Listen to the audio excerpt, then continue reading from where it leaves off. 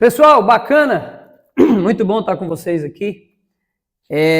O nosso podcast Nós com Vocês, hoje é o nosso primeiro episódio. E para você que está aí e vai nos ver aí pelas diversas plataformas, quero dizer para você, seja muito bem-vindo. Meu nome é Ednei e sou apresentador, vou trabalhar com vocês aí nos próximos episódios, espero que sejam muitos, né? E nós vamos estar recebendo aqui vários convidados. É um podcast onde nós vamos abordar todo tipo de assunto. Nós vamos falar da sociedade de um modo geral. Vamos falar sobre política, sobre direito, esporte, cultura, lazer, obrigações, né? Então vai ser uma alegria ter vocês conosco. Hoje nós estamos recebendo aqui, com muita alegria, o doutor Carlos Vaz e o doutor Lucas Gonçalves. Eles são advogados, né? Meus amigos, meus colegas aí de profissão. E nós estamos recebendo eles aqui. Hoje nós vamos falar sobre um tema que interessa a todos, que é aposentadoria e direito do trabalhador.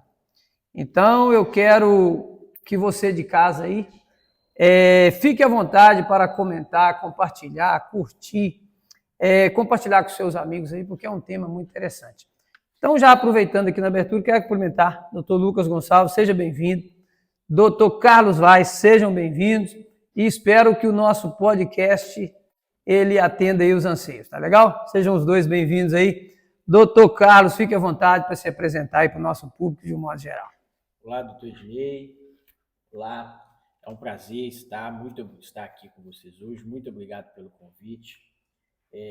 Como o doutor Ednei já adiantou, estamos aqui para realizar um bate-papo no que se trata aí do direito do trabalhador e sobre aposentadorias.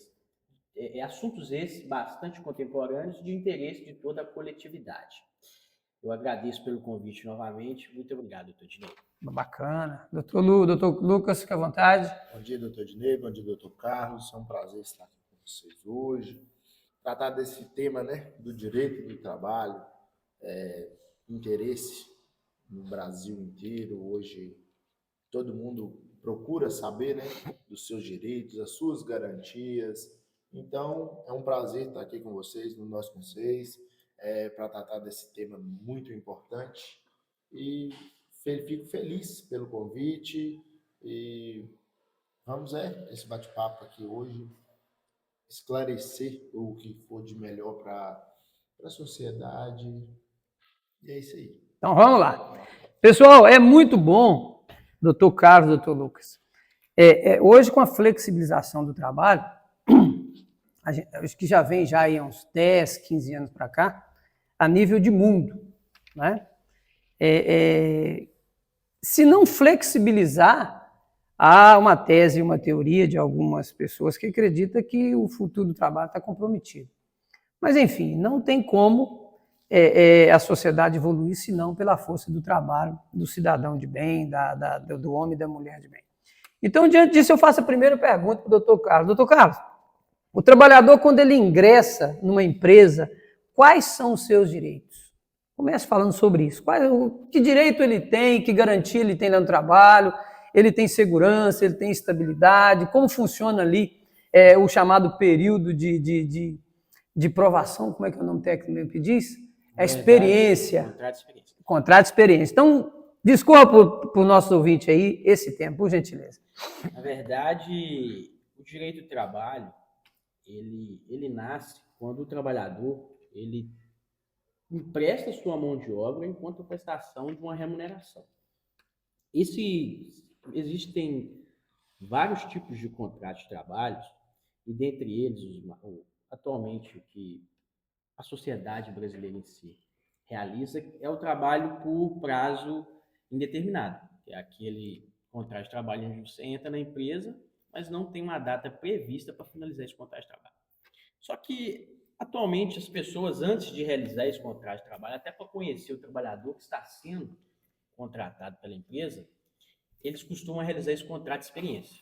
O contrato de experiência nada mais é do que o trabalhador passar pelo aquele período de aprovação dentro da empresa. Que seria qual o prazo? 90 dias. 90 Esse dias. contrato de experiência, até a título informativo aí para o pessoal, ele é de 90 dias, podendo ser prorrogado por 2 vezes. 45, 60, 30. Não pode ultrapassar esse prazo de 90 dias, bem como não pode ter mais de um tipo de prorrogação. Tá, então só para entender, então o contrato ele não precisa necessariamente ser de 90 dias. Não necessariamente. Ok, pode ser de 45. Pode ser de 45 dias, pode ser de 30, 60, e posteriormente, finalizando esse contrato de trabalho por prazo determinado, se não vier renovação, presumir-se-á Extinto. que ele é por prazo ok. indeterminado. Isso vai se dar automaticamente? Sim, que vai continuar, entendeu? Porque beleza. O que acontece?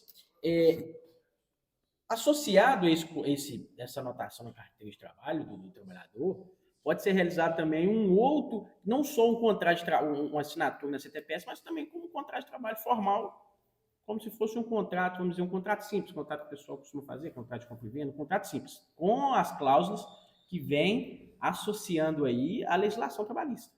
Bacana. Entendeu? Assim, e aí, o doutor Dinei já perguntou no início sobre quais os direitos que esse trabalhador tem. Essa é a pergunta. Nesse período, que seria o período probatório de 90 dias, que é o contrato de experiência, ele está segurado?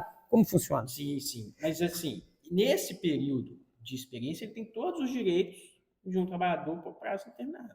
Direito a receber salário, direito a depósito FGTS, todos os direitos.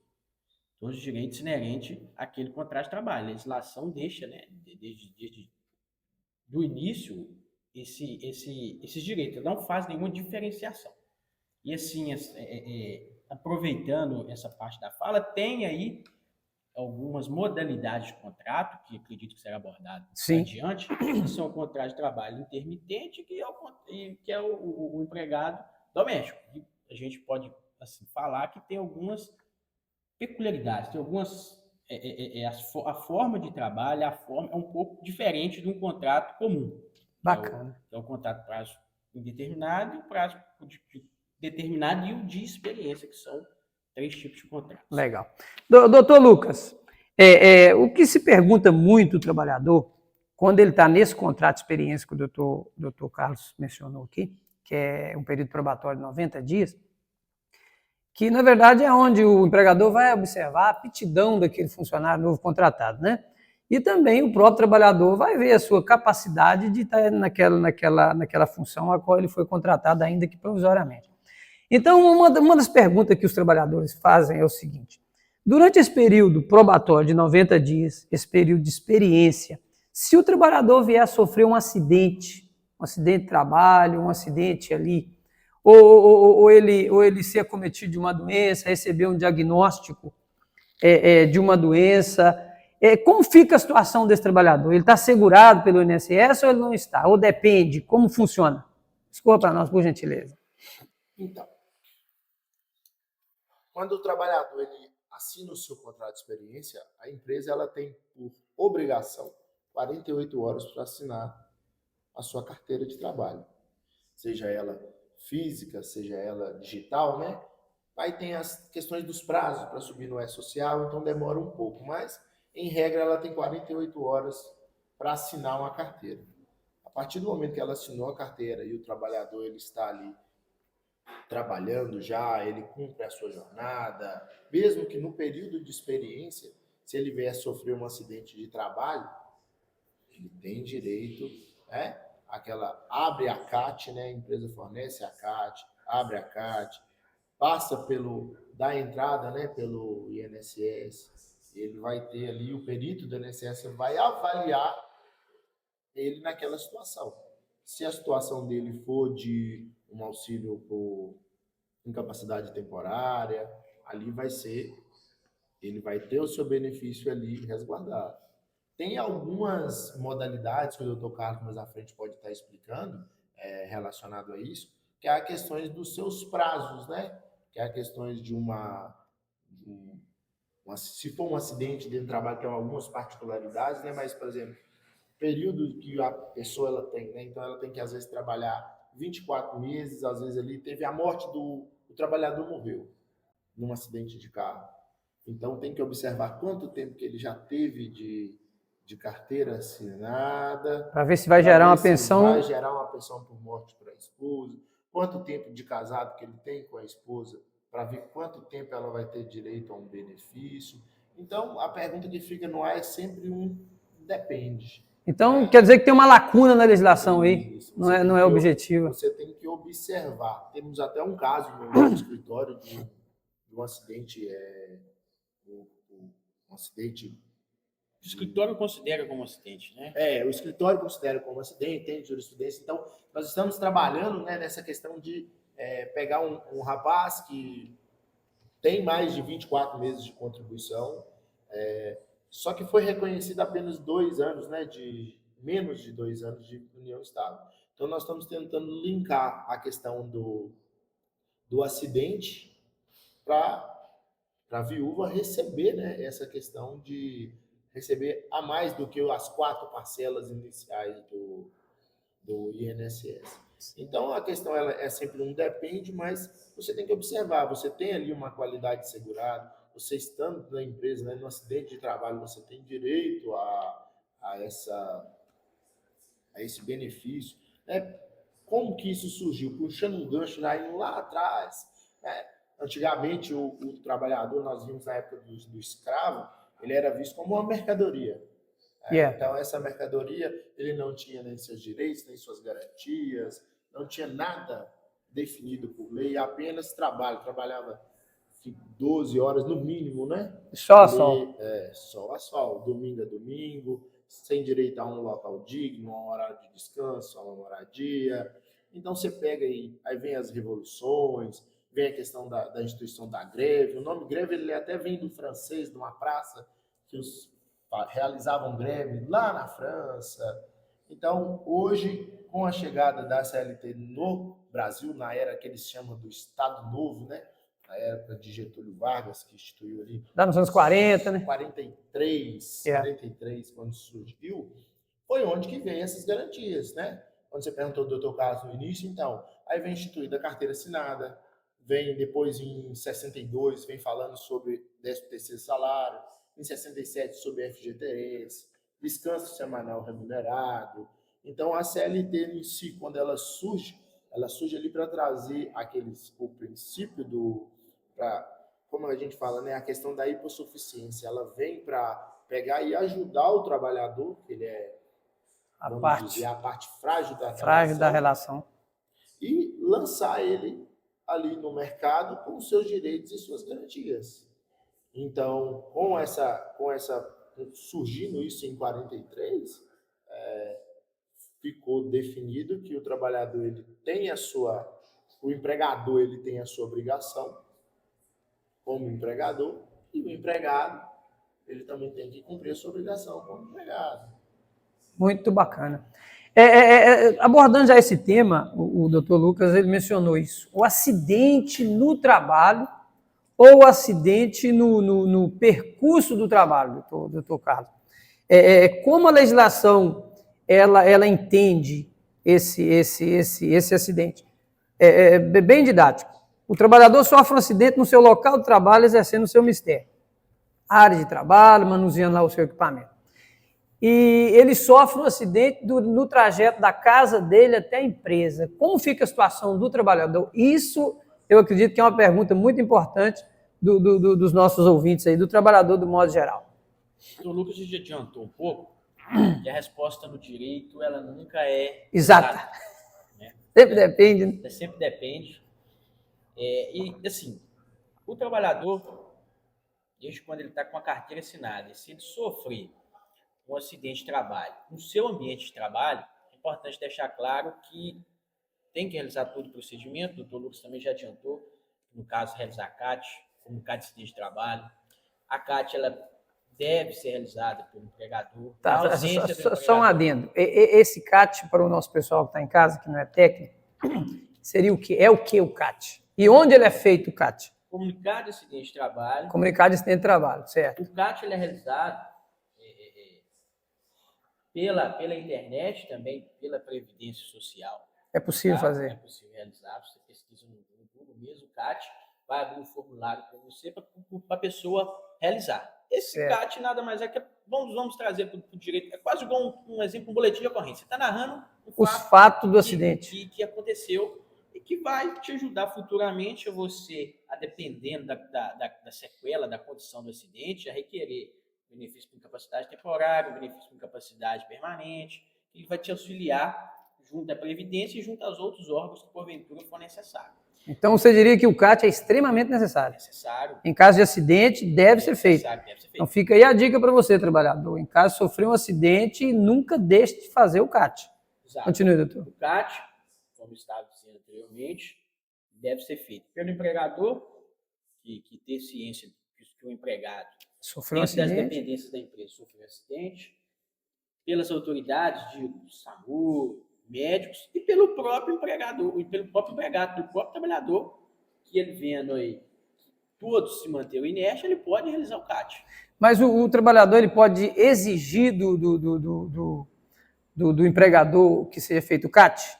A norma não traz assim uma certa exigência. Fala que quem deve realizar o CAT. Certo. De início, traz sobre a obrigatoriedade. E suponhamos que o empregador não realize o CAT nas dependências do trabalho. Ele incorre em alguma uma omissão. Sim, questões A administrativas. Justiça do Trabalho vai reconhecer isso aí. Assim, não, porque quando a gente trata já no âmbito judicial, é um pouco complicado, até porque aqui a gente não quero trazer de forma única, mas tem empregadores que não têm o condão e não têm intenção de ajudar o empregado. Certo. Isso é muito. Tem empregador, no caso o patrão, ele respeita a legislação trabalhista. Ele, de certa forma, ele dá aquele suporte para o empregado. Mas para questões de direito, se o trabalhador ingressar com pedido de pensão, de afastamento no INSS, o doutor diria que o CAT é essencial. É essencial. Fundamental. Tem possibilidade de suprir com outros meios. Sim. Mas é necessário a CAT, que é o documento que vai validar aquele fato ocorrido, como eu disse anteriormente, tipo um boletim de ocorrência. Certo. E aí, retornando à pergunta inicial que foi realizada, acidentou na empresa, acidente de trabalho. A INSS não traz aqui nenhuma necessidade de prazo mínimo para questões de carência, até porque ninguém entra no serviço com a expectativa de machucar. Então, você acidentou, está segurado. Que é diferente de você estar dentro de casa realizando alguma atividade, cair, machucar o braço, que vai ser necessário aí a carência de 12 meses, coisas do direito previdenciário. No que o doutor Lucas falou aqui, o que vai se discutir é se uma eventual morte do trabalhador vai gerar uma pensão para os seus dependentes. Aí nós precisaríamos ter o lapso de contribuição, o tempo ali.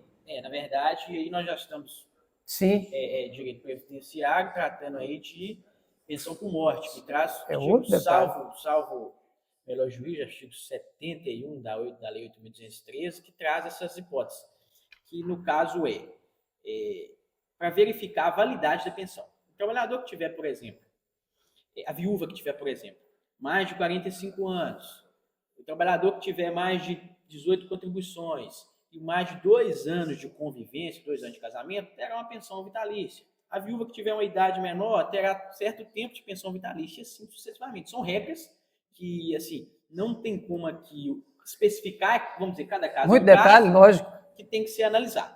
Certo. E aí, voltando, o acidente de trabalho ocorrido na empresa é acidente de trabalho. Aí vem o famoso acidente de percurso, no trajeto. A antiga legislação trabalhista tratava, sim, como o trabalhador que estava em deslocamento como acidente de trabalho. Hoje em dia, não tem na legislação trabalhista nada que obrigue ou que demonstre que o empregador tenha nexo com aquilo, a não ser que o empregado comprove.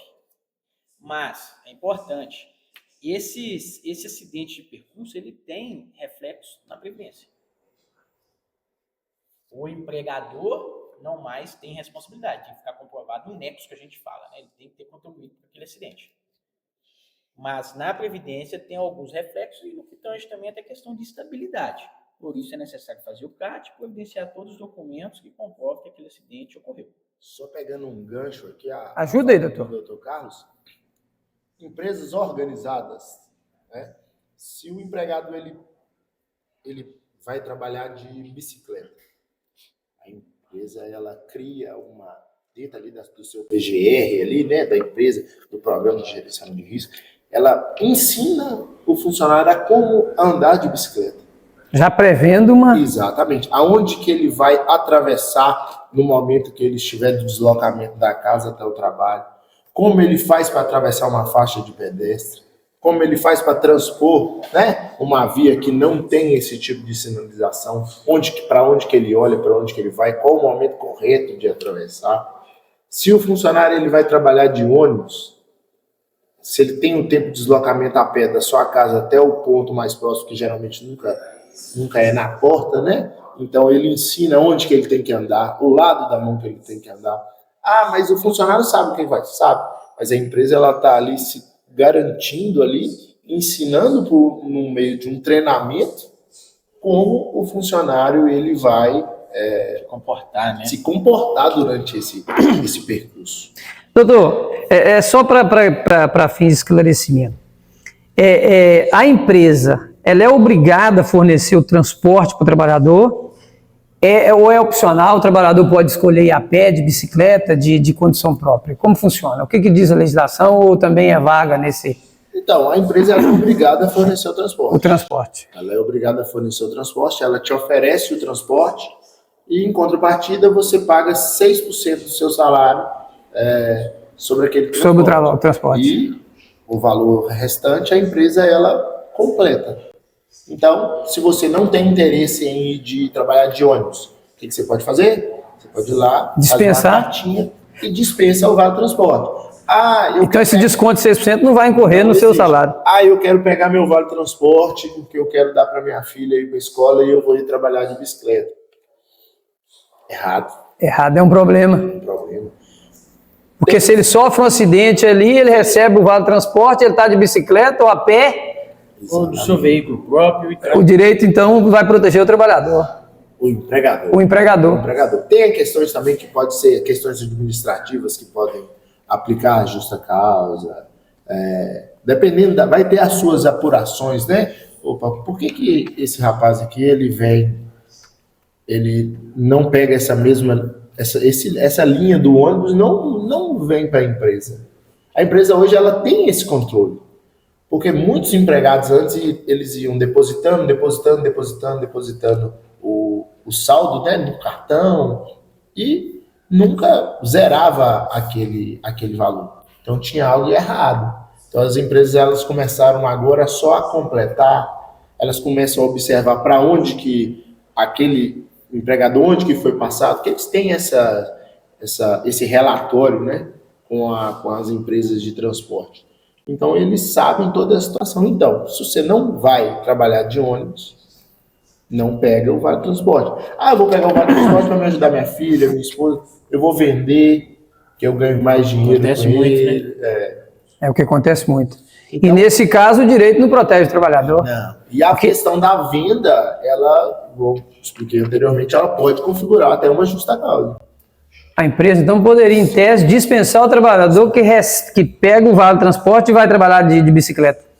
Ou de ônibus, ou vale de ônibus a pé. Trabalhar de bicicleta, eu acho que assim, é meio... Ela tem que configurar o dolo dele ali de estar vendendo aquele passe. Se não tem essa questão dessa venda, não tem a questão do uso, uma justa causa, eu falo que é uma medida assim... Drástica demais. Agora, se você vai trabalhar, a empresa ela te observa você chegando no pátio dela todo dia de bicicleta, mas o seu cartão ele está em uso todo dia, de ida e volta, é algo errado. Se for algo esporádico, não, mas agora todo dia ela observar, ela vai ver aquilo ali, ela vai advertir uma vez, vai advertir duas, e na próxima ela pode aplicar uma justa causa. Beleza. Pessoal, você que está em casa, está nos assistindo aí, pelas nossas mídias sociais aí, deixe nos comentários aí as suas perguntas e o pessoal da nossa equipe vai estar respondendo, os próprios doutores aqui vamos encaminhar. Ao final eles vão passar aqui o contato deles também para vocês aí, né? Mas continuando aqui, nós já sabemos que o trabalhador ele tem direitos e obrigações, fato, né? Mas chega um determinado momento que o trabalhador ele não quer ficar mais na empresa.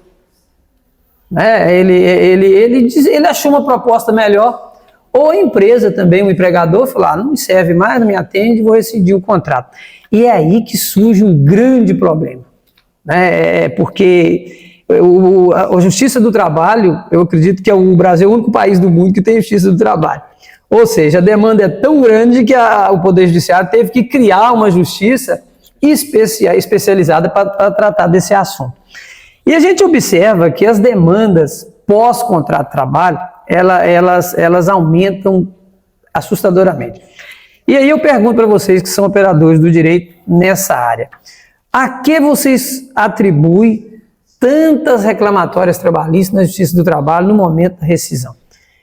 Começando do Dr. Carlos, o senhor acredita que é o quê, Dr. Carlos? Por que a gente tem tanta reclamatória trabalhista na Justiça do Trabalho? Inicialmente, o trabalhador procura um advogado com o intuito de verificar se aquela rescisão está devidamente correta, né? Calculada corretamente. Se está sendo observado aí todos os direitos referentes à rescisão. Está faltando algum valor, se foi pago de forma correta. E aí a gente, assim, tem, como eu disse anteriormente, tem empregadores que às vezes não respeitam os direitos dos trabalhadores, tem às vezes também questões até de apuração. Esse não respeitar, você diria que seria intencionalmente, seria dolosamente? Tem situações, porque tem muito trabalhador que procura o escritório, sequer já passou o prazo de 10 dias da rescisão de receber aquele acerto rescisório. Após o momento da comunicação da rescisão do contrato, 10 dias para acertar com o trabalhador. Acertar, assim como você assina a folha de rescisão. E associado a isso, isso é fato, é a ausência de pagamento de muitos direitos, insalubridade.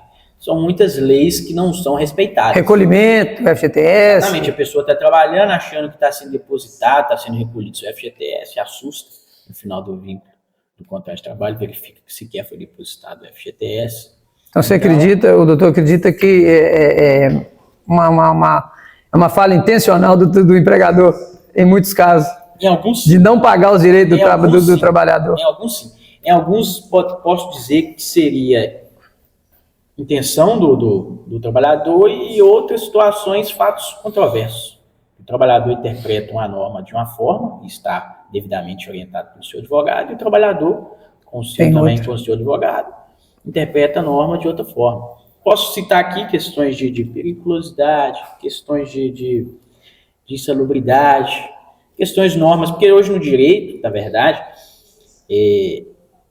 a CLT, a legislação trabalhista, trouxe a possibilidade aí de acordos e convenções coletivas, em determinados casos, até sobrepor a lei. Esse é um ponto que eu vou ter que botar aqui. Então, assim, a depender da região, tem algumas leis, tem algumas nuances específicas da área, até do empregado. Pegando esse gancho já para adiantar, era uma pergunta mais para frente, mas já que o doutor tocou.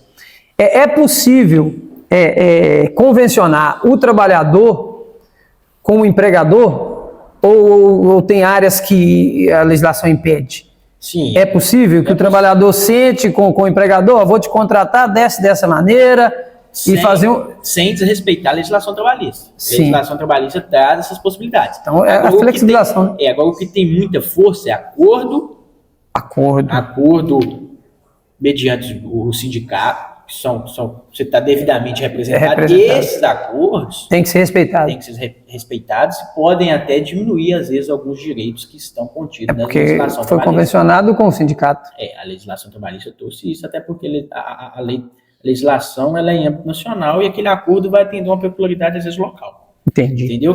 Que, acredito eu que os sindicatos, então os trabalhadores quanto os empregadores, fazem e pactuam aquele acordo, atendendo tanto a necessidade do trabalhador quanto do empregador, por óbvio de quem eles estão representando. Certo. Ô, doutor Lucas, esse acordo que o doutor Carlos mencionou, que é importante, eu já observei que, às vezes, o trabalhador ele confunde o acordo que seria com o sindicato, talvez um acordo coletivo, etc. E convenções, né? Ele confunde com o acordo no momento da rescisão. Então é aí que às vezes o trabalhador, acho que ele não entende isso, e eu acho que eu já tive caso assim no escritório, um tempo atrás, que o trabalhador foi lesado. Então, para esse tipo de acordo, o doutor Lucas, o que o senhor recomendaria para o trabalhador no momento de rescindir o contrato de trabalho dele com o seu empregador? Qual seria a melhor orientação para ele? Então, questão de acordo para fins rescisórios, né? Só um minutinho, só para concluir para os nossos telespectadores, por quê? A Justiça do Trabalho, me corrija se eu estiver errado, ela entende que, havendo um acordo, executa-se o acordo na Justiça do Trabalho. Seria isso? Ou não? Para questões de fins rescisórios, né, com a Sim. reforma em 2017, ela já veio estabelecida essa questão. Porque antes o acordo era o seguinte: você chegava para o seu patrão, né, falava assim, ó, me manda embora, meus direitos. O patrão fala assim, eu te mando. Só que você vai me devolver a multa dos 40% Do FGTS. do FGTS. Que é crime, né? Contra a ordem tributária. Isso. Então, o que o empregador ele fazia? Ele montava a rescisão em espécie no momento, já depositava a multa dos 40%. E no dia da rescisão, ele pedia para o empregado assinar a rescisão e pagava ela descontado aqueles 40% que já foi depositado. Então, com essa reforma, ele mudou, né? Hoje, por exemplo, você recebe 20% dessa multa, até 80% da FGTS. Então, mas você não tem direito ao seu desemprego. Perde o direito. Perde o direito. Você não tem essa modalidade dessa...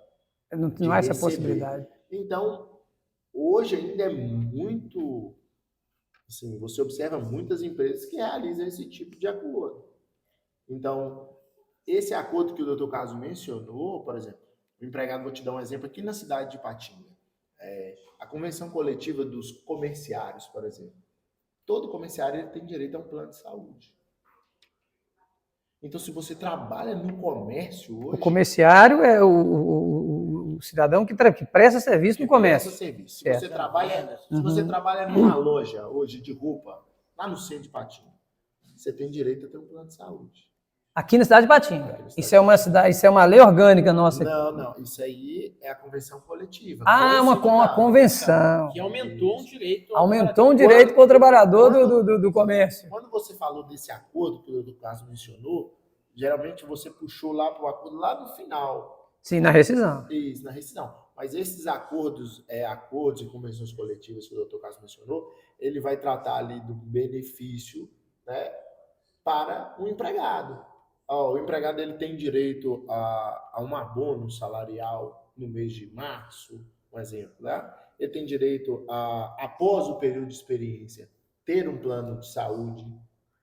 Ele tem direito a, às vezes, um local, a empresa tem que fornecer um local para ele alimentar, ou fazer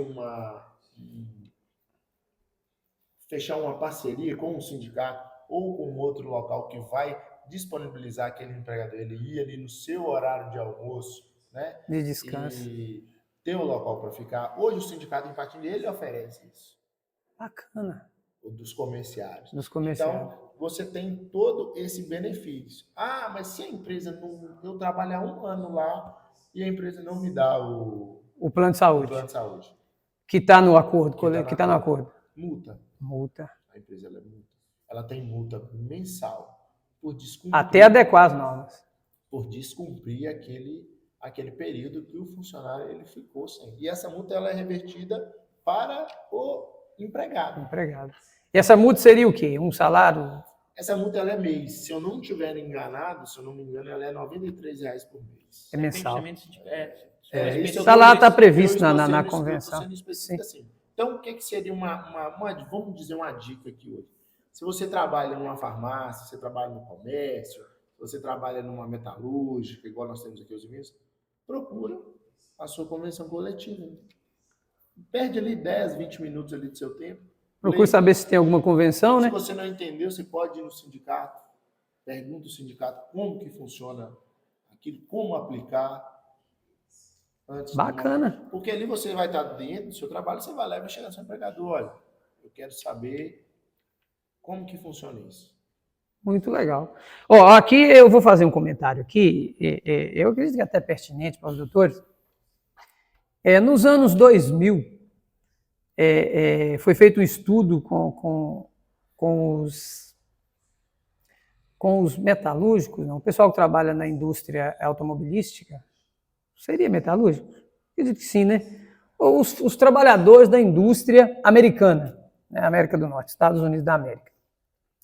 E descobriu justamente isso aí que o Dr. Lucas mencionou agora, que o trabalhador que recebia, que tinha a possibilidade nesses intervalos ter descanso, né? Inclusive tem empresa lá que criou até tipo uns quiosquezinhos na própria empresa, aonde o trabalhador poderia descansar ali. Então ele foi acompanhado milhares de trabalhadores durante um período, e o que ficou, o que esse estudo comprovou? É que o trabalhador que passou por ele, que estava inserido nesse programa, em tese, que na época era um programa, né? Era um estudo, ele produzia muito mais. Lazer também. Olha para você ver que coisa interessante. Ele começou a ter mais produção. Então é muito importante o trabalhador, você que é trabalhador aí do comércio. Doutor Lucas, você tem a informação aqui no caso. Para quem não sabe, a gente está aqui no Vale do Aço, Ipatinga, né? Minas Gerais. Você tem informação se é só o comércio de Ipatinga ou a região metropolitana ou outros municípios? Você não tem essa informação? Não tem, né? Mas Ipatinga é fato. Porque é um caso específico. Então, sim. Você sempre, quando você faz um primeiro atendimento com um cliente, você pergunta aí onde ele trabalha, às vezes você não tem noção, às vezes, do que está numa convenção coletiva. Então, depois daquele primeiro atendimento, né, que você faz você pergunta o que aconteceu, como eu trabalhava, qual era a forma, qual era o horário, qual era o período de descanso, qual era o tempo de almoço que ele tinha, quantas horas que ele trabalhava por dia. Aí depois você dá uma lida, você como advogado, você vai lá e vai... Busca a situação. Vai dar uma olhada na CCT, na Convenção Coletiva de Trabalho. Então você vai pegar, vai observar o que está lá. Então, se não tem ligação com aquilo que está dizendo ali no momento, qual que é o percentual de uma hora extra que ele tem que receber, às vezes ele está recebendo 50% de hora extra. Mas só que na convenção coletiva ela estabelece a hora extra, ela tem que ser de 70. Então, e ele está recebendo só 50. Ele está recebendo só 50. Então aí ele tem essa Às diferença. Vezes uma funcionária que ela trabalha de operadora de caixa, ela tem direito a uma quebra de caixa. E nessa convenção coletiva tem estabelecido o valor. Entendi. Doutores, nessa mesma linha ainda, quando o trabalhador ele não tem os seus direitos respeitados, o empregador ele não cumpre com as suas obrigações trabalhistas, né? E aqui a gente já pode incluir os acordos, né? Porque a partir do momento que houve um acordo, já vira regra para aquele empregador daquela cidade específica. No caso concreto, nós falamos aqui que os trabalhadores do comércio de Ipatinga, aqui no Vale do Aço, eles têm direito a um plano de saúde. Hoje já está convencionado, eles têm direito. Mas o empregador daquele trabalhador, ele não está cumprindo com essa obrigação. Ele já foi notificado, já está recebendo a multa, como o doutor explicou aqui, mas mesmo assim ele continua resistente, ele não faz. O que o trabalhador tem que fazer? Aí é a pergunta que eu quero dizer para vocês. Aí ela é um tema bem extenso e vocês vão poder discorrer com muita tranquilidade sobre. É possível ele requerer uma rescisão indireta do trabalhador por não observar, do empregador, por não observar essas regras? Então, o empregador ele tem as suas obrigações, né? Ele tem que pagar no dia correto, que é até o 5º dia útil. Ele tem que depositar o FGTS até o dia 20 de cada mês, de forma correta. Então, se ele deixa de cumprir aquelas obrigações que é inerentes a ele, o empregado pode virar e ajuizar por rescisão indireta. Se ele não tem direito se ele recebe alguma insalubridade, ele está num período, num local insalubre, a empresa não paga. Às vezes os decibéis, né, que está ali na PPP, ultrapassa o limite previsto. Ele na não legislação. recebe aquela insalubridade. Então, aí o empregado, ele aplica o quê? A gente fala assim, né, que o reclamante, ele entra com uma rescisão indireta. É onde ele está se demitindo e vai receber todos os seus direitos. Quais direitos? Aviso prévio, férias, 13º, férias proporcionais ou férias vencidas, né? 13º proporcional, seguro-desemprego. Hora extra não paga, é possível? Então você tem que observar tudo o que é relacionado. Só As horas extras nós temos que ter uma ressalva aí. uma ressalva. O que acontece? As horas extras, o Dr. Carlos está aqui para me ajudar, 2 horas por dia, salvo em questões excepcionais que você pode ultrapassar. Só que a empresa ela pode fazer um acordo ali, né, com a CCT entre empregador e sindicato, de falar assim, não, nós vamos utilizar banco de horas. Vamos utilizar banco de horas. Esse banco de horas nós vamos ficar por até 6 meses no banco de horas. Só para os nossos ouvintes entenderem aqui, os internautas. O banco de horas é onde as horas extras trabalhadas serão depositadas. Exatamente. Tá, e aí ele pode, além de 2 horas por dia, poderia fazer mais em tese ou não? Só se for algo assim extraordinário. O CLT não permite. Não permite, é 2 no máximo. Ela é 2 no máximo. Agora, por exemplo, é igual teve essa questão vou dizer que empatia dessas chuvas torrenciais que aconteceu, de deslizamentos, inundações. Assim, A mão de obra ficou escassa, precisava, uma demanda muito grande. Isso. Então a legislação permite. Aí é diferente, porque é algo extraordinário, não é algo assim, como se diz. Não, eu quero que você fique aqui fazendo hora extra porque fulano faltou. Não existe isso. Doutor, é uma pergunta muito recorrente dos trabalhadores de um modo geral. Até quando é admissível depositar as horas lá no banco? Você disse aqui 6 meses, mas seria possível mais, menos? A legislação não especifica, isso depende de convenção, como seria? A convenção coletiva ela vai determinar. Vai determinar. Certo. Mas em regra é 6 meses. 6 meses. 6 meses. O trabalhador poderia depositar ali 2 horas por dia no seu banco de horas. Ok. Outra também, por exemplo, se você trabalha num feriado, ou você tem direito a receber em dobro, ou uma folga compensatória. Essa folga compensatória, em regra, ela tem que ser uma semana após. Então, se você trabalhou, por exemplo, no feriado agora que teve, 1º de maio, na outra semana seguinte você teria que ter uma folga compensatória. Mas se a convenção coletiva ela estipular diferente, tem que respeitar. Você tem que respeitar. Então, em regra, o trabalhador tem que se ater às convenções da sua classe. Podem trazer direitos específicos, né?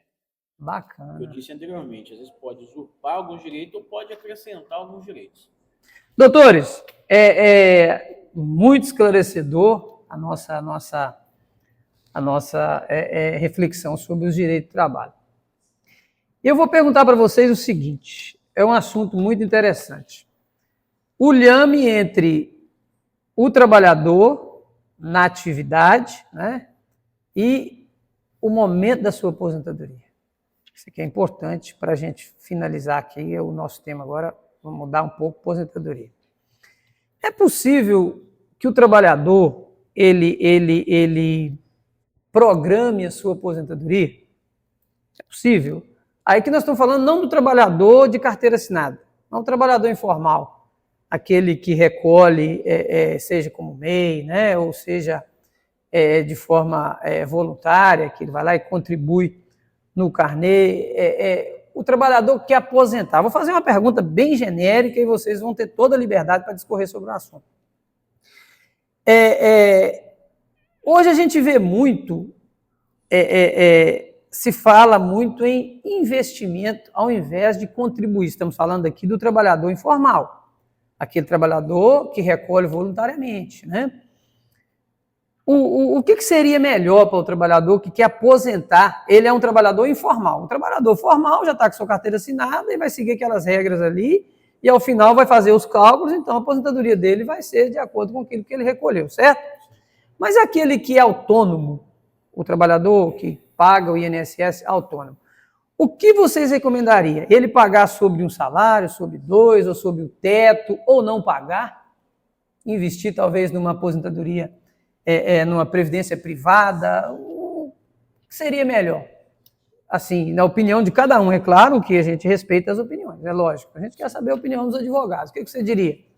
Aí também depende, doutor, só um minuto, só para ajudar na compreensão dos doutores, o seguinte, que depende da capacidade financeira do trabalhador que vai recolher, lógico, né? Então a gente está falando aí do cidadão, um trabalhador médio aí da nossa sociedade. Na verdade, é um tema bastante polêmico, que tange aí questões de aposentadorias ou investimentos. A aposentadoria hoje, há serviços privados, diversos escritórios fazem, que é o planejamento previdenciário. Há vários sistemas que calculam aí a idade que você vai aposentar e o valor que você vai aposentar. Isso aí são questões matemáticas.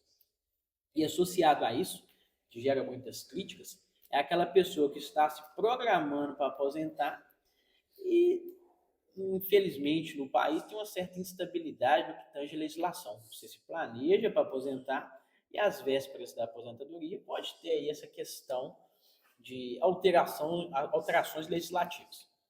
E aí, associado a isso, tem quem defenda que o ideal seria a pessoa investir. Aí, qual também é o problema do investimento? A pessoa, como contribuinte individual, que tem o CNPJ, o Estado, de certa forma, utiliza meios coercitivos dela contribuir. A pessoa que quer investir, se ela não tiver uma educação financeira, se ela não tiver um planejamento financeiro, Ela não vai conseguir, né? Ela não vai conseguir. Ela fica ali no máximo 1, 2 anos e aí vai acabar, quando tiver já idoso, 60, 65 anos, vai dar prejuízo, vamos assim dizer, à Previdência. Em que sentido? Sim. Espero que o pessoal não entenda mal. A Previdência, ela necessita arrecadar para pagar. Com certeza. A partir do momento que as pessoas não arrecadam, não contribuem com a Previdência, quando ela chegar numa certa idade, e aqui a gente já está entrando bem na legislação previdenciária, há uns certos benefícios, que nem a aposentadoria, que no caso é o BPC Loas, que é para o idoso. Ou seja, aquela pessoa teve toda a sua vida laboral, a expectativa às vezes, isso eu estou falando da pessoa que investe, tem a concepção de investir, mas não investe de forma correta para atingir os 65 anos com liberdade financeira e não depender da Previdência, do regime geral. Ou seja, certo. A pessoa não contribui o mínimo, que hoje em dia, para homem, 20 anos, mínimo, e mulher 65 anos de idade. Mulher, 15, com 62. 62. Mas isso para quem filiou ao regime geral da Previdência após a reforma. A pessoa que não contribui... É aquela regra do tempo de contribuição com o tempo de idade dá 100 anos, né? Que estamos caminhando para isso, né? Isso aí já vem a aposentadoria por tempo de contribuição, sim, que são aposentadoria por pontos. Certo. Eu digo assim... como você aquele que não contribuiu. Aquele que não contribuiu. Pensa, ele chega com 65 anos, não tem o tempo mínimo da Previdência e não obteve sucesso no investimento privado apto a dar a ele, no mínimo, um salário mínimo mensal. Ele não tem condições de trabalhar. Ele vai socorrer a quem? Ao Estado, ao governo. Que aí ele entra e faz o requerimento que o pessoal conhece, o BPC Loas. Ou seja, é um tema bastante polêmico, e aí nós temos que ver cada contribuinte, cada trabalhador, cada cidadão, cada caso. Em que sentido? Se você está desempenhando uma atividade econômica, se você está trabalhando, é ideal que você seja filiado à Previdência Social, contribua com a Previdência. Ainda que seja com o mínimo. Porque você vai garantir futuramente o mínimo. E se você tiver uma condição um pouco mais confortável, é ideal também, sim. Aí vem a educação financeira. Aumentar um pouco a contribuição para se filiar aí a um regime privado de aposentadoria ou fazer investimentos, que aí tem vários investimentos que a pessoa pode realizar para oferir uma certa renda. Bacana. Entendeu? Isso é muito bom. Então vamos lá. Pessoal, é um tema polêmico, vocês têm liberdade para abordar ou não. Tá legal? Os doutores têm liberdade, a gente vai sair um pouco da tecnicidade do que nós estávamos falando até o presente momento e vamos adentrar agora nas questões políticas, né? Porque é do interesse do tanto do trabalhador que está na ativa como aquele que está começando, está no meio ou está na reta final para se aposentar. Como o doutor tem água aí? Vocês trazem mais uma aguinha, por favor? Está entrando na reta final da sua aposentadoria, né? Do interesse de todos. E aqui eu volto a dizer, os doutores têm total liberdade para discorrer sobre o assunto e falar, não, doutor, eu não quero, a gente não vai falar, ok, direito de vocês. Mas é do interesse, eu acho que vocês não vão se furtar a se manifestarem, ainda que de forma é superficial porque a gente está começando agora. É o escândalo do INSS. Né? É do interesse de todos, dos que estão aposentados, dos que estão começando a contribuir, como o doutor explicou, que a Previdência é o quê? É um órgão que recebe para poder pagar. Se a Previdência, isso é regra, desde que o mundo é assim, né?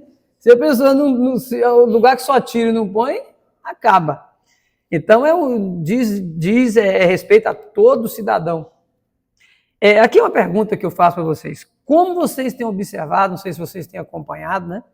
Esse escândalo do INSS e do rombo contra os aposentados, que, ao meu ver, é uma opinião minha particular, eu acredito que não é só contra os aposentados, é um crime contra a nação, um crime lesa pátria. Eu entendo que seja isso, e é um crime contra os futuros aposentados, aqueles que estão vindo aí, porque o déficit da Previdência é muito grande, alguém vai ter que pagar essa conta porque não tem almoço de graça, né? Então, eu pergunto para o doutor Lucas, como eu não sei se o senhor tem acompanhado, se tem acompanhado, o que o senhor acha que aconteceu e o que pode ser feito para proteger os atuais aposentados que estão na dependência do INSS e os futuros que estão vindo? Então, sobre esse rombo, eu acompanhei mais o que a mídia traz, né? Sim. Sobre o que foi feito, como foi feito, as criações dessas entidades aí, de associações, né? Que entram no INSS, realizam esse desconto. Então, eu comecei a pesquisar um pouco mais para mim ter uma noção. Por quê? Porque eu tenho um pai que é aposentado. Claro, o interesse é geral. Então, eu poderia ter observado isso lá atrás, ajudando meu pai. Em que sentido? Abrir o extrato dele do INSS. Mas aí eu já faço a pergunta, você abriu agora e seu pai sofreu esse desconto? Meu pai sofreu 12 descontos. Puxa vida! De 81 e 77. Então, só um minutinho. Então, você que está aí nos assistindo, se der o chapéu no pai do doutor, imagine você que não tem um advogado na família. Mas continua, doutor, por favor. A minha opinião é que já teve a ministra falando que vai repor, vai devolver esse dinheiro, mas eu não imagino que vai ser de uma forma tão rápida, né? Não vai ser tão rápida como tirar o dinheiro, né? Isso. Eu imagino o seguinte, vou te dar uma dica, né? Começar a observar. Entre no extrato de pagamento, observa o valor que você está recebendo, abre, vê o extrato detalhado, é simples, você só precisa da conta Gov. Puxa. Você entra, você abre o site do meu INSS, coloca a conta Gov, abre, você vai ver seu extrato. Se está descontando, lá tem uma opção que se tem algum desconto, liga para o 135, se você não sabe mexer não está na tecnologia, às vezes não sabe, liga para o 135, anota o número do protocolo, pergunta por que está descontando aquilo, pergunta como fazer para cancelar. Se não resolver, procura o INSS mais próximo, vai no servidor, na agência do INSS, conversa com o servidor, mostra o servidor. Outra coisa que também aconteceu lá em casa, não acreditem que vai devolver o dinheiro de forma rápida. Estão encaminhando link. Liguei para meu pai essa semana, meu pai falou assim, já vai devolver meu dinheiro. Falei, como? Já me mandou Nem aqui no decidiram WhatsApp, ainda. já me mandou aqui no WhatsApp, já um link para mim. Já estão aplicando golpe, doutor? Sim. Quanto golpe? Já estão aplicando golpes. Os golpistas, eles estão espertos e atentos a toda essa situação. Então, não confie em mensagens que chegam no seu celular, pedindo link, foto de documento, falando que vai devolver o dinheiro. Procure ajuda, vai no filho, vai ao INSS, olha se foi descontado. Doutor, só um minuto, antes da gente se esqueça. É você que está em casa, tá aparecendo aí o telefone do contato dos nossos convidados de hoje, né? Você pode estar entrando em contato com eles, o atendimento virtual, os advogados prestam hoje para fins de esclarecimento, assim como você pode também buscar qualquer outro advogado de sua confiança para receber orientação. Nós estamos aqui com o doutor Lucas, que confirmou aqui que o pai dele sofreu esses descontos e que após agora o escândalo vir à tona, os golpistas já estão encaminhando o link para o pai dele. Se o pai dele clicar lá, vai perder mais dinheiro, com certeza, né, doutor Lucas? Então é isso, conclua, doutor, por favor. Eu não sei qual que é o intuito como que eles querem chegar com esse golpe, eu não entendo. Eu acho que quando tem a fala que vai devolver o dinheiro de forma rápida, eu acho que os aposentados ali, eles já têm aquela, eu quero esse dinheiro, eu já estou contando com esse dinheiro, eu preciso, então eu vou agilizar. Lógico que pode ter alguma empresa que vai olhar, devolver, retirar um percentual, não sei como vai funcionar isso ainda, mas todo cuidado, não clicar em nada, não aceitar uma ajuda de um desconhecido, procurar um advogado de sua confiança, um filho. Olha, abre o meu aplicativo, olha se está descontando para mim. Abre o extrato, puxa o extrato de 2024 até hoje. Abre lá, vê se tem escrito lá contribuição, associação. Se tem, lá tem uma modalidade dentro do meu INSS também para você. Eu imagino que os descontos já foram cessados de todo mundo. Mas Já bloqueou. Não está havendo mais descontos. Mas não custa tentar, né, pedir o bloqueio lá. Se tem o bloqueio, ótimo, acabou, aguarda. Então, a minha visão hoje sobre esse rombo, a conta ainda ela vai chegar, ainda não sei de que forma vai chegar. Estamos falando aí de bilhões, né, doutor? Até então são 90 bilhões. 90 bilhões. É muito dinheiro. Lamentável. E olha que se você for observar, são contribuições que elas tem contribuições de R$80, tem contribuições de 30, tem contribuições de 40, e muitas das vezes É o pouquinho que foi tirado de milhões. E muitas das vezes essas associações, na hora que você busca a sua empresa, vamos colocar naquele linguajar, é uma porta de boteco. Então, foi uma chave muito fácil para entrar. A galera foi fazendo. Não quero entrar no mérito. No mérito, a gente não sabe, né? De quem abriu a porteira, né? Yeah. Para elas entrarem. Por que não foi regulado anteriormente? Então, ao meu ver, né? É isso. Então, o primeiro passo agora, como já foi descontado, ninguém sentiu esse desconto. Que era muito pouco, né, doutor? Porque eu falo por experiência, meu pai nem sabia que 20, 50, 80. Então, observar se foi descontado, ficar atento, olhar os canais oficiais, né? Se o INSS vai manifestar alguma coisa, se vai vir do governo federal alguma resolução, procurar um advogado de confiança. Os mais jovens, ajudar os seus idosos, né, nesse acompanhamento. Doutores, pergunta do doutor Carlos. Doutor Carlos, como nós já falamos aqui, o rombo já aconteceu. Sim. Né? Não há o que se fazer. Não podemos chorar o leite derramado, porque não vai voltar para a garrafa. Mas, enfim, ainda que o INSS, como o doutor disse aqui, parece que a ministra manifestou aí, que vai ser devolvido o dinheiro. Eu que também acredito que será devolvido. É o mínimo que tem que fazer. Né?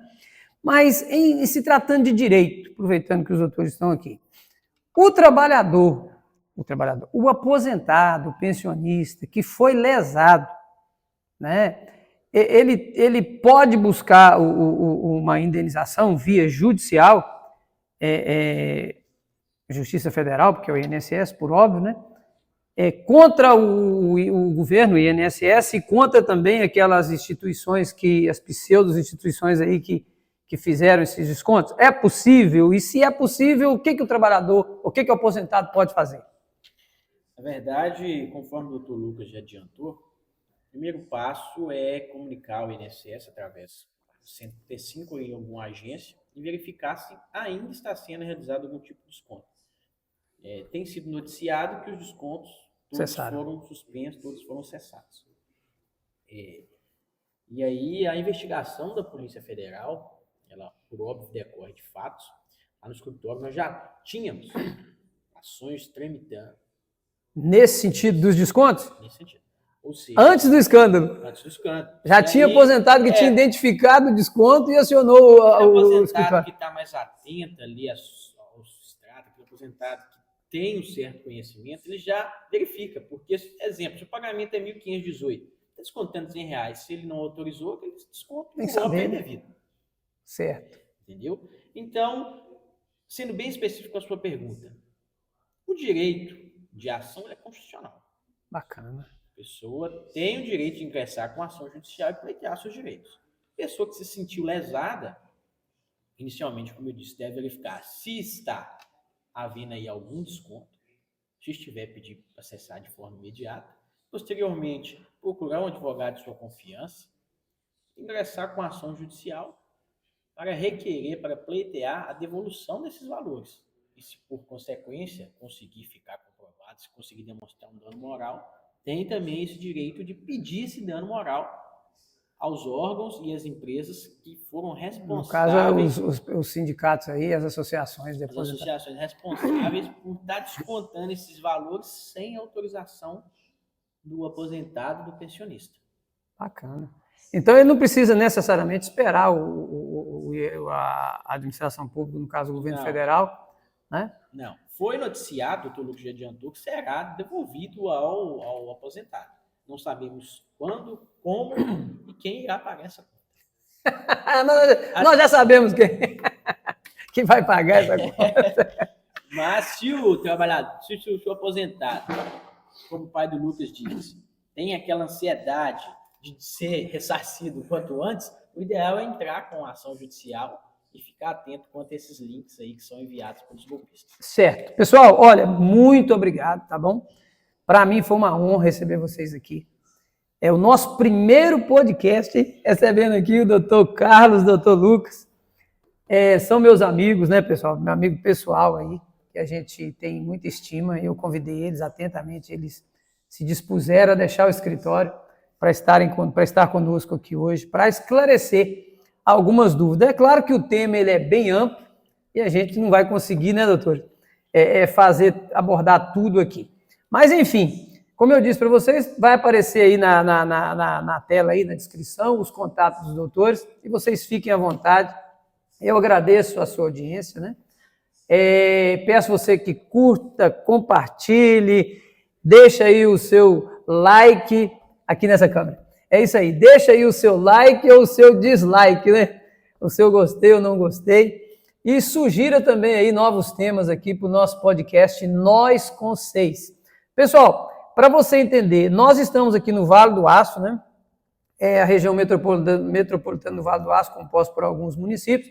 Mais especificamente aqui eu vou falar Ipatinga, Santana do Paraíso, Coronel Fabriciano, Timóteo, Ipaba, entre outros. Então nós estamos aqui em Minas Gerais, falando para você aí do Brasil e do mundo e convidando você, tá legal? Se inscreva aí nos nossos canais, nos siga aí nas nossas redes e vai aí comentando e nos ajudando, que nós estamos aqui sempre à disposição, tá legal?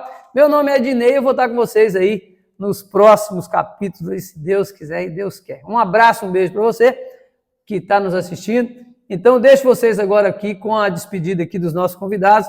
Primeiro o doutor Lucas e depois o doutor Carlos irá despedir de vocês aí. Eu já deixo aqui os meus agradecimentos, tá bom? Muito obrigado. Doutor Ednei, doutor Carlos, sempre um prazer, né, estar junto com vocês. Doutor Ednei, né, pegou a trajetória ali no meu início, carregou no colo, né, a chegar aqui. Então é sempre um prazer. Hoje o Carlos e eu temos uma sociedade, conversamos muito, ligações, viagens. Então é sempre bom estar aqui contando, né, com um pouco da nossa experiência, o que já vivimos, né, o que eu já vivi dentro da área do comércio, tanto que eu já vivi dentro da área da Uzi Minas, na metalúrgica. Então é um prazer. E uma dica, né? Sempre confira o seu FGTS. Bacana, isso é bacana. Ó. Depositando ele na data correta. Doutor, rapidamente, se a empresa não estiver depositando o FGTS do trabalhador, consequência? Cumulada a isso, a outros, né, a outros erros que a empresa não realiza, pode sim pleitear uma rescisão indireta. Indireta. Fica atento aí, continue, doutor. Então, se for pedir conta, pede depois do dia 15, porque já conta mais um árvore de 13º e um depois do dia 15 do mês. Se for aviso, se não for cumprido, ele é descontado da rescisão. Então, por isso tem muitas rescisões negativas. Entrou no trabalho, 48 horas, a empresa ela tem que assinar a carteira. A dica bônus agora. Não existe contrato de experiência sem carteira assinada.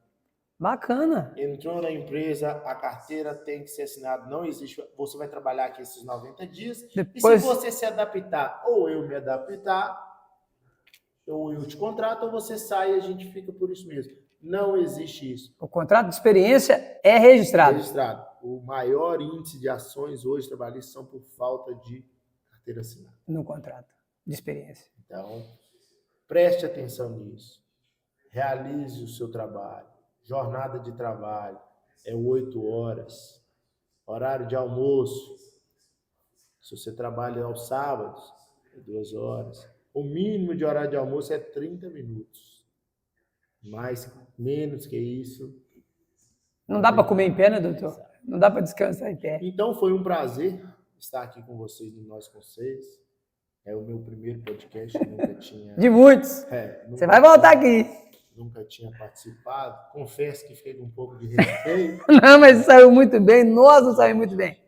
De querer estar aqui, mas é um bate-papo tranquilo, com pessoas inteligentes. Um completa a fala do outro, um vai agregando valores ao que estamos tratando aqui no momento. E é isso. Muito obrigado. O prazer é nosso, do Nós Conselhos. Doutor Carlos, antes da sua despedida, aqui eu lembrei, o doutor falou da dica bônus.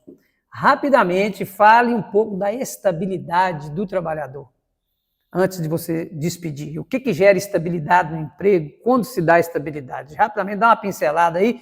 E os nossos internautas são inteligentes, eles vão mais a fundo, né, depois. Estabilidade no contrato de trabalho, ela gera em algumas situações. E as mais comuns é o caso do acidente de trabalho, o caso da pessoa, da mulher em específico, quando ela descobre a gravidez. A gravidez gera estabilidade, ó. A dica para você, mulher aí, engravidou, estabilidade. Porque é muito comum o empregador, às vezes o empregador até fala, não tinha ciência. Mas a partir do momento que a mulher grávida, tem ciência da concepção, ela já tem aquela estabilidade no emprego em que o empregador não pode deixar ela deriva. E o acidente de trabalho, aquele trabalhador que sofre o acidente, as dependências da empresa, que foi já abordado no começo durante o podcast, aquele trabalhador que tem aquele acidente de trabalho, desempenhar as suas atividades, após ele voltar do INSS, se porventura ficar mais de 15 dias afastado das atividades, ele tem aquela estabilidade por 12 meses. E aí é importante que o acidente de trabalho, ele tem, como o doutor Lucas disse anteriormente, tem uma certa controvérsia. Há necessidade que o INSS reconheça o benefício B91, benefício por incapacidade temporária acidental. Tem o benefício por incapacidade comum, que é aquele, estou em casa, quebro o braço, vou receber um benefício comum. Quando eu voltar às atividades, não tem estabilidade. Não tem estabilidade. O empregador rescindiu o contrato de trabalho. Certo. Agora, se no desempenhar da atividade, e aí vem aquele acidente de trajeto. Acidente de trajeto. Ele tem o quê? Ele tem consequências. Presta atenção aí, tá, ouvinte? Ele tem consequências previdenciárias que vão, de forma secundária, refletir no direito do trabalho. Não cria uma obrigação ao trabalhador se não comprovar o nexo. Se o acidente for de trabalho, para deixar bem claro, a empresa é obrigada a depositar o FGTS no momento que ele está afastado? Sim. Continua a recolher. Sim. O recolhimento ele é obrigatório. Indiferente do trabalhador está isento. E o que gera algumas ações judiciais. Porque... você acidentou, não vou recolher o seu FGTS. Mas você está afastado. Você está afastado, errado. O contrato de trabalho, na verdade, nesse período ele fica suspenso. O contrato fica suspenso, mas o FGTS tem que... Se for acidente, for benefício por incapacidade temporária acidentária, B91. Se for um benefício comum, B31, não há necessidade, não há obrigatoriedade do empregador depositar ou recolher o FGTS. O doutor Lucas trouxe aqui alguns, em bom português, alguns bizus. No final da sua fala, quando estava se despedindo, e é muito importante o empregado, além de conferir todos esses direitos que o doutor Lucas disse, verificar também se o empregador recolhe contribuição previdenciária, porque é muito comum a pessoa ficar 10 anos da empresa e o INSS não reconhecer ela como segurado. Porque não é só o caso do o mesmo empregado que às vezes se furta de depositar o FGTS, ele pode estar furtando também de recolher a contribuição previdenciária. Então, o cidadão, o empregado está lá com a carteira assinada, registrada, no caso física, está guardadinha lá na gavetinha dele, passa 1 ano, 2 anos, 10 anos, ele acha que está na hora de aposentar, descobre que não foi recolhido. Só que tem empresa que, embora tinha carteira assinada, não recolheu. Que aí traz aí vai gerar, posso dizer, mais de uma ação. O doutor Lucas falou que ele pode ver se está sendo depositado o FGTS dele através do aplicativo, né? Entra no site do meu FGTS. INSS. FGTS. E no caso do recolhimento da contribuição, INSS. Puxa o CNIS, que é o extrato de contribuição previdenciária. Aí lá mostra a data que você entrou na empresa e o recolhimento previdenciário. Que está sendo feito mensalmente. Bacana. Continua. É um bate-papo tão, assim... Dinâmico, que né? vai... Uma coisa levando a outra.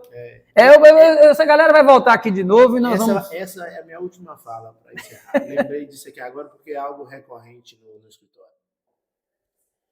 Mulher vai entrar na empresa, não pode fazer exame de gravidez. É proibido. Ela fazer exame de gravidez. É proibido. Gera discriminação. Não, certo, discriminação. Não Se tiver grávida no contrato. Se tiver grávida, não Se tiver grávida, não vou contratar. entendeu? Então, essa é para fechar. Porque se Pediu o exame, ela não faz. não faz. Não é obrigado. Não é obrigado a fazer. Não é obrigado. Você tem os exames que você tem que fazer depois Claro, da função. da admissão, né? É a audiometria. Mas esse específico, não. Exame de gravidez é vetado. Não pode. Porque ela tem o seu direito. Ela não pode trabalhar em área insalubre. Se for entrar no assunto aqui, vai fazer mais uma hora. Outro podcast. Mas fica a dica aí. É a dica, né? Vai ter os nossos contatos, tem as nossas redes sociais, estamos começando eu, a partir de hoje, né, pretendo apostar mais dicas sobre o direito do trabalho.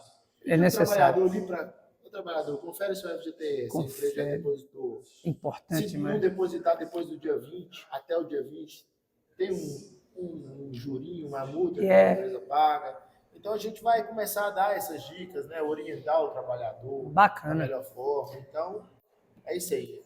O contato dos doutores está aparecendo para vocês aí. Doutor Lucas, concluiu, doutor? Concluí já. Muito Conclua, obrigado. doutor Carlos. Doutor Ednei, para finalizar, é um prazer estar aqui. Obrigado pelo convite, junto com o doutor Lucas. Acredito que o pessoal que nos está acompanhando, se tiverem alguma dúvida a respeito disso, acredito que foi devidamente esclarecido. Infelizmente, nosso tempo aqui é curto para abordar tanto assunto, né? Verdade. Mas, no que tange ao direito do trabalho, sempre fique atento aos seus direitos. Nunca trabalhe sem carteira assinada. Contrate experiência, em que pese ele seja determinado, se porventura continuar trabalhando, presumir-se-á indeterminado. Fique atento à área onde você trabalha. O doutor Lucas disse aqui anteriormente, verificar questões de ruídos, que aí é um fato que não tivemos oportunidade de entrar, que é uma das Gera insalubridade. que gera várias ações trabalhistas. A área ela tem uma certa insalubridade, periculosidade. Só em específico da insalubridade, o empregador acredita que com os EPIs ele neutraliza isso. E às vezes não. É isso que gera várias controvérsias trabalhistas e por óbvio, gera ações, reclamatórias, né? Ou seja, há necessidade de ter essa justiça especializada em decorrência disso. A gente pode dizer que, às vezes, a maioria dos direitos do trabalhador não são, às vezes, respeitados ou não são o entendimento pacificado entre trabalhador e empregado. Igual o doutor Lucas também disse, o FGTS é um entendimento jurisprudencial que a gente tem que observar também. Tem juiz que entende que só ausência de depósito gera.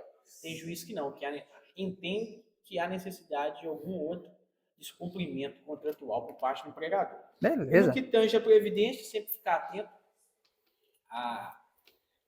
ao extrato, ao CNIS, entrar no INSS, digitar CNIS, CNIS, e verificar vai aparecer o histórico ali do trabalhador. Se todas as empresas que você já trabalhou, registros, contribuições, está tudo ali. Consta naquele documento, se naquele documento está de forma correta o real salário que você recebia, está sendo depositado, está sendo recolhido de forma correta. porque isso vai gerar reflexo na sua aposentadoria 10, 20, 30 anos para frente.